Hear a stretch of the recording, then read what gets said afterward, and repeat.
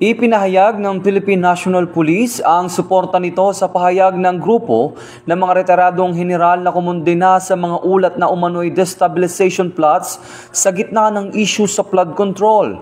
Sa kanilang pahayag nitong weekend, binigyan diin ng Association of Generals and Flag Officers o AGPO, samahan ng mga retiradong opisyal ng AFP at PNP na dapat manatiling tapat ang mga aktibo at retiradong uniform personnel sa konstitusyon. Ayon kay Acting Chief PNP Police Lieutenant General Jose Melencio Nartates Jr., mananatiling nakatuon ng PNP sa mandato nitong maglingkod at magprotekta sa taong bayan at patuloy na magpatatag sa hinaharap ng pangbansang pulisya.